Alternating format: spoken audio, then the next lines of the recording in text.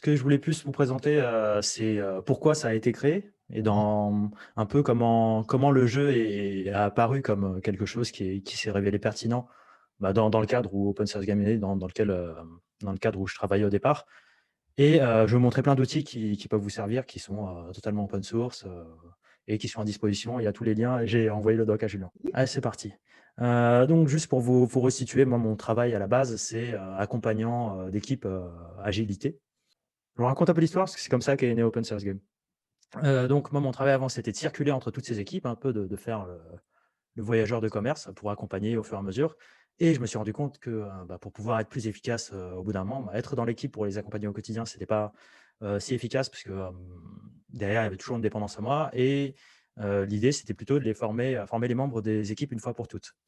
Donc, entre une équipe formée et pas formée, ça me permettait d'avoir, de moins accompagner les gens et naturellement, avant où je circulais sur moins d'équipes, je pouvais circuler sur plus et servir plus de monde avec, le même temps de présence ou, le même niveau d'énergie. Donc, en gros, plus il y a d'autonomie, plus je peux couvrir d'équipes et plus je peux servir. Donc ça, c'est toujours dans mon cadre d'accompagnant et de coaching. Donc, on est venu à cette grande problématique qui est plutôt que de refaire les formations, tout le temps, comment on pouvait faire pour former des relais? Et on s'est dit, bah, pour construire les choses au fur et à mesure, il fallait atteindre, 5 objectifs. Donc là, je parle hors open source game, hein. 5 objectifs là chez le client, chez qui j'intervenais en accompagnement. C'était, l'objectif 1, c'est l'apprentissage viral. C'est que quand je formais quelqu'un, il pouvait à son tour former d'autres personnes, ou il ou elle d'ailleurs. Et donc, ça c'est un peu ce schéma-là. Dites-moi si les schémas sont pas du tout parlants, hein. J'ai essayé de faire, assez simple, mais, j'ai pas pris de recul encore dessus. Donc, objectif 1, apprentissage viral. Le moins de pertes en ligne possible, donc là, je vais prendre, un peu un exemple entre moi qui dit, savoir prendre du recul et deuxième, c'est savoir reculer. Ah oui, non, non, en fait, ça devient: «Ah oui, reculer» et après ça devient reculer. À la fin, la personne qui est au rang 5 de l'apprentissage viral, elle a perdu totalement le message. Ça, c'était un peu le problème avec les formations un peu en classique. Hem, pour que cet apprentissage viral, il fallait que l'apprentissage ait des effets positifs. Que s'il y a pas d'effet positif, ben, quelque chose qui vous plaît pas, vous allez pas former les autres dessus. Donc voilà, lorsque ça plaît, bah, une personne va continuer à diffuser, lorsque ça ne plaît pas, la personne va plus diffuser ou diffuser moins et l'apprentissage doit durer le plus longtemps possible parce que sinon, bah, voilà, au bout de si quelqu'un oublie, ce qu'on vient de proposer, il y a ouh si quelqu'un oublie ce qu'on vient de donner comme formation, 1 semaine avant, bah, on est obligé de tout recommencer et en plus, l'apprentissage doit pouvoir évoluer parce que tout ce qu'on donne comme, élément doit pouvoir être adapté dans différents contextes, par exemple, soit dans le management, soit dans les équipes tech, soit dans des équipes d'agilistes, soit dans des grands groupes. Mais les notions de ce qu'on fournit comme formation doivent pouvoir être très adaptables. Donc, en résumé, ça doit pouvoir se propager comme un virus. Il doit y avoir peu de pertes en ligne. Et les apprentissages doivent être utiles. Ça va pouvoir durer longtemps et ça va pouvoir évoluer. Et finalement, à force d'essayer différents formats, ce qui a émergé localement comme format qui marchait bien, c'était le serious game présentiel open source. Dans le sens où voilà, on mettait toutes les sources. C'est serious game présentiel, donc c'est quelque chose qu'on jouait, on produisait les règles et c'était facile par rapport à des formations où quelque part, bah, c'est hyper dur de reproduire l'ensemble d'une formation. Par contre, réexpliquer des règles à quelqu'un d'un jeu, c'est plutôt facile. Ça dure longtemps, parce que bon là, on retient les règles, on les a pratiquées, on les a vécues. Ça dure plus longtemps et en plus, elles sont bien écrites. Alors, le jeu est un peu une forme de compression de l'information pour pouvoir faire plein de parties. La perte en ligne, il y en a moins parce qu'en fait, ce qui comptait pour nous, c'était de faire circuler les jeux. Les apprentissages étaient utiles dans le sens où, on faisait des serious games, hein, pas juste du game pour du game et pour pouvoir évoluer, on mettait tout en open source. Je vous passe le reste, c'est après on va arriver à open source game.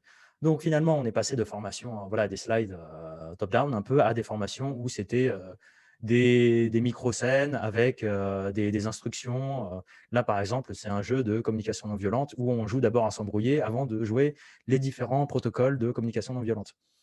Derrière, comme on mettait tout à disposition, chacun pouvait reprendre le principe du jeu pour pouvoir le reproduire ailleurs.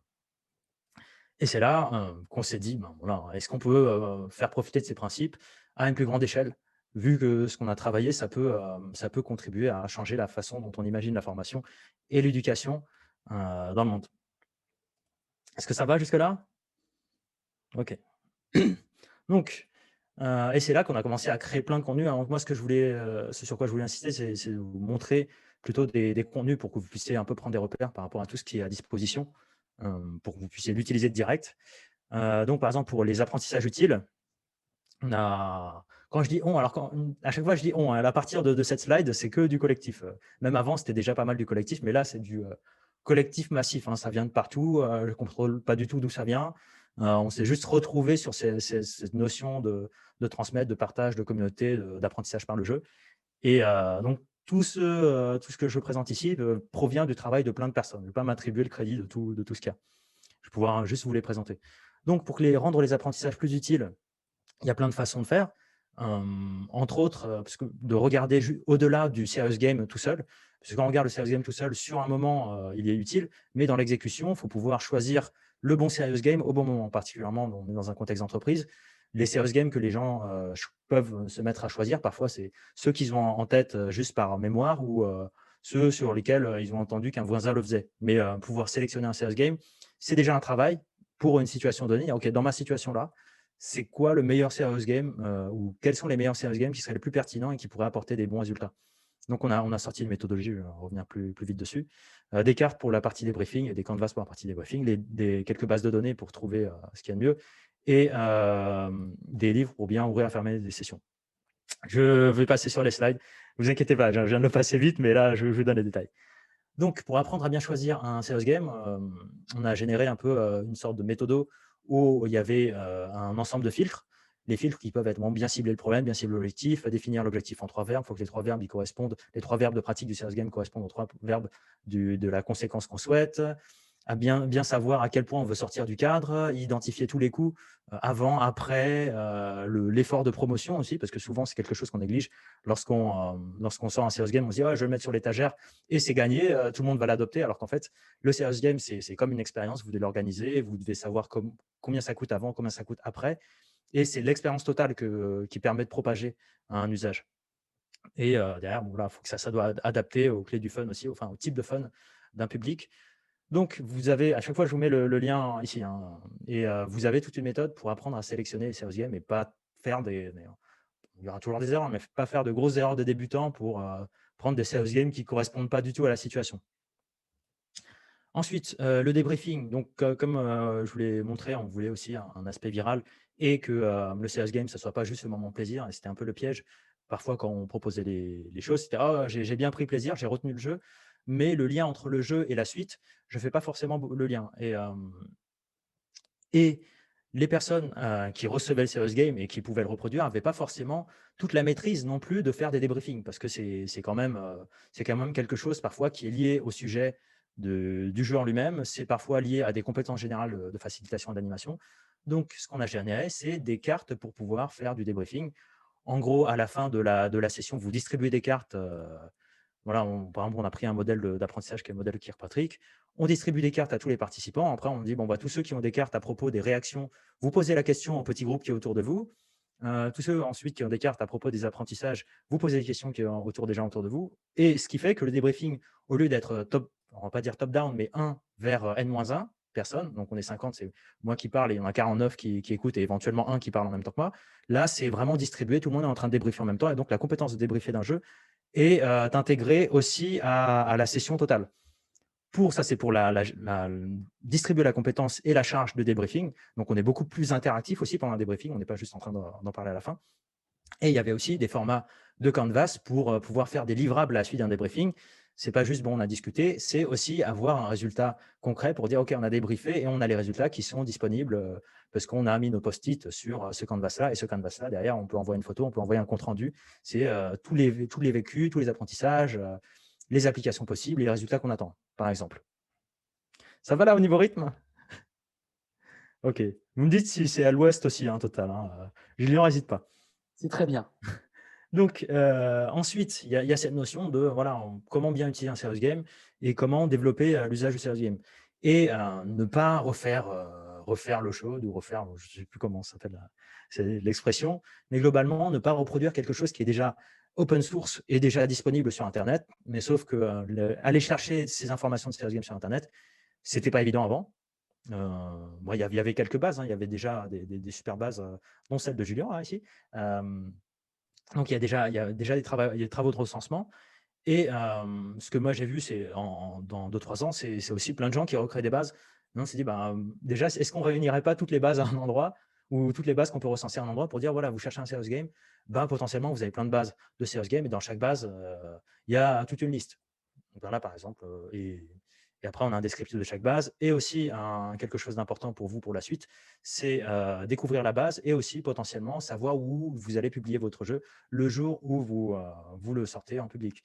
Parce que c'est bien sympa de sortir un jeu, si personne n'est au courant, c'est comme si vous écriviez un livre et vous le rangez dans un coffre et je sais pas, vous l'enterrez dans votre jardin. C'est super. C'est dommage pour tout l'effort que vous avez mis dedans.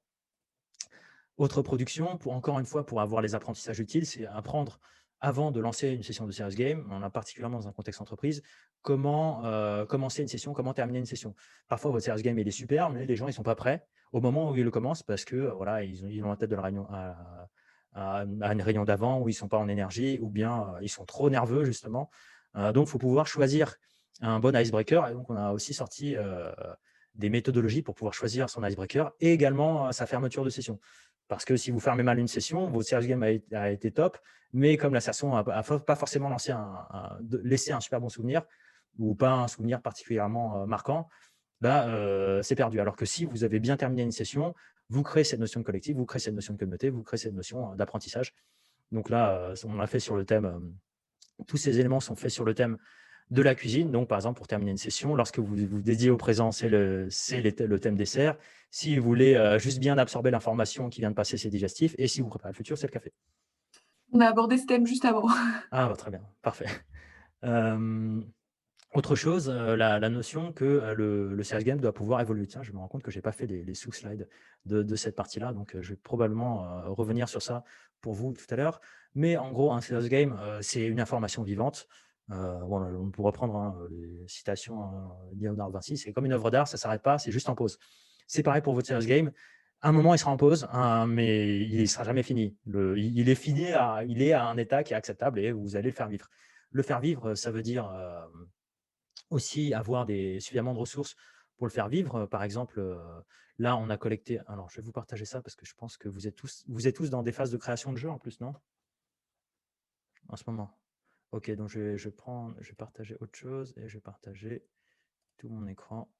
Et je vais partager ça. Hop. Donc, pour les créateurs et créatrices de jeux, on a essayé de collecter, par exemple, des meet-up où vous pouvez aller faire tester votre jeu, parce que voilà, à un moment, vous devrez bien vous exposer au public et à des gens qui sont un peu rodés aussi pour tester votre jeu, pour donner des retours. Donc, des meet-up où faire tester votre jeu, des bases où vous pouvez publier votre jeu, quelques canvas aussi pour travailler, pour faire des variations sur votre jeu. Par exemple, là, c'est un canvas qu'on a créé avec Vanessa, que vous avez déjà vu, hein, parce que je crois que je suis le dernier à passer. Bah, elle vous l'a peut-être montré, c'est un canvas pour pouvoir décider de la dose narrative dans un jeu. C'est-à-dire comment est-ce que je mets mes personnages, comment est-ce que je mets mon univers et pourquoi je les mets comme ça et comment je relie mes choix narratifs à une vraie notion de sérieux. C'est pas juste mon plaisir d'imaginer des choses. Et c'est aussi de collecter les ressources qui sont en ligne. Par exemple, les jeux de cartes qui peuvent vous aider à créer des serious games. Bon, voilà, les Gamified Cards, vous les avez peut-être vus. Les Mechanic Cards, vous les avez peut-être vus aussi. Les Play Cards, ça, c'est des cartes de test. Et les cartes Open Serious Filter, ça peut vous aider. Et aussi des différents articles pour, par exemple, apprendre à choisir votre outil de création de serious game. Si vous voulez le faire en slide, dans quel cas est-ce que vous voulez l'utiliser, pourquoi pas. Les outils de présentation en ligne, les outils graphiques. Voilà, toutes ces notions-là et enfin, un certain nombre de questions pratique que se pose un créateur ou une créatrice de jeu, pas juste dans la création de jeu, mais autour, c'est-à-dire la diffusion, la transmission, le choix d'outils, la publication. On essaie de réunir tout ça et de faire une initiative en fait, qui est à l'intérieur d'Open Source Game et qui se développera probablement au-delà et qui va voler par soi-même, qui est Open Source Factory, qui consiste à réunir tout ce qu'il faut pour apprendre à créer et à ajuster des jeux. Donc avec quelques témoignages aussi. Qu'est-ce que je voulais vous montrer? Open Source Filters, ce qui peut vous servir pour aussi votre création de jeu, c'est de se poser, c'est d'avoir des questions de débriefing à propos du serious. Souvent, on a des questions de débriefing à propos de la partie gameplay, puis à l'intérieur de la session, mais les débriefings à propos du serious, c'est un certain nombre de questions, par exemple, quel problème fictif ou réel aurait pu mener à utiliser ce serious game? Et tout ce type-là de questions, ça vous pousse à réfléchir à tout le cadre Serious. J'ai beaucoup plus bossé le Serious finalement parce que c'était moins présent, on va dire, dans le secteur où j'étais, que le game en lui-même, qui est déjà extrêmement riche par le secteur entertainment, hein. Donc, j'ai beaucoup plus bossé le Serious. Et bah là, par exemple, vous avez des questions liées à la partie Serious de votre Serious Game. Et ça vous permet de débriefer après chaque session. Ça va jusque-là? Ok, donc je continue. Donc pour faire durer votre jeu longtemps et pour faire durer un apprentissage longtemps, il y a d'autres mécaniques qui peuvent être sympas. C'est aussi d'apprendre à combiner votre jeu à d'autres formes d'information. Là, c'est un jeu qui s'appelle Open Serious Mix où globalement, bah, on propose les différents formats pédagogiques avec des avantages et des inconvénients. Donc vous marquez différents points. Bref, vous avez, pardon, vous avez plein de formats pédagogiques possibles. Et à partir de tous ces formats pédagogiques possibles, bon, déjà, ça vous fait une liste quelque part qui vous dit, bon, voilà, le jour où je veux combiner mon serious game à toute une formation selon des contraintes qui sont à mon contexte, les profils à qui je dois vendre ou juste à enseigner, je vais pouvoir sélectionner les cartes qui vont bien parce que typiquement, voilà, si j'ai des cartes, si j'ai besoin de faire des feedbacks, je vais plutôt choisir quiz des acquis plutôt que, je sais pas moi, exploration visuelle. Donc ça, c'est un premier aspect. Deuxième aspect, pour que ça dure longtemps, c'est que l'information que vous associez à votre serious game pour qu'il puisse être joué par quelqu'un d'autre, parfois, elle n'est pas suffisante. Parce qu'on se dit, OK, j'ai juste mis les règles du jeu, j'ai publié et c'est fini. Mais en fait, c'est pas juste ça, particulièrement pour le serious game présentiel. Ce qu'on veut, c'est pouvoir mettre dans le jeu aussi de quoi donner l'envie de jouer. Comme ça, les gens qui veulent organiser des parties de jeu, ils ont déjà le matériel pour que les gens aient envie de jouer. Il y a bien sûr la règle du jeu pour qu'on sache jouer. Il y a toutes les conditions comme les objectifs pédagogiques, opérationnels, etc. pour que les personnes qui organisent et qui choisissent le jeu sachent que c'est le bon jeu au bon moment, que les gens puissent l'animer, co-animer et que des gens puissent aussi l'adapter. Donc, on a fait des templates pour ça. Ça, c'est un peu plus. Ouais, c'est vraiment dans le contexte consulting, c'est un peu lourd. Plutôt sur la partie viralité, ce qui peut vous aider aussi, ce qui peut vous intéresser comme ça, je vais aller assez rapidement aussi, parce que je ne sais pas si c'est exactement votre problème de joueur-joueuse. C'est un système de progression, parce que si on veut que les gens se mettent à transmettre, et on veut qu'ils puissent y aller progressivement, parce que c'est dur de dire, OK, ben voilà, maintenant tu vas te mettre à transmettre. On a des cartes pour apprendre à faciliter. Enfin, on a des cartes pour apprendre à parler en public. Il y a un meet-up. Donc, c'est comme ce que je vous ai montré précédemment, c'est un meet-up où vous pouvez aller tester l'exposition de votre jeu. Des cartes pour apprendre à gérer des cas difficiles en facilitation. Et voilà, un podcast avec des exemples de personnes qui sont parties d'assez débutants pour arriver au stade de créateur, créatrice en ayant animé, facilité, etc. Je ne vais pas entrer sur la partie virale, ce n'est pas ça qui est important. Ce qui est important pour terminer avant de passer aux questions, parce que je vois qu'il est 14h56 et que je vais parler super vite, c'est globalement, hein, l'idée, je vous ai présenté plein de choses. Il y a encore plein d'idées possibles qu'on peut créer. L'important, c'est de continuer à imaginer. C'est pas de se dire, OK, ah super, on a plein d'objets. C'est plutôt, voilà, notre imagination, elle est encore illimitée. Il y a encore énormément de terrain à suivre. Et ce que je vous souhaite quand vous prendrez ce document, c'est pas tant de vous dire, OK, on a vu un doc, bravo. L'idée, c'est plus de vous dire, ah, je vais me mettre à jouer moi aussi, je vais me mettre à transmettre, je vais me mettre à expérimenter pour de vrai. Parce que c'est quand même l'essence de ce qu'on fait là. On veut faire du game, on ne veut pas faire des présentations pour des présentations.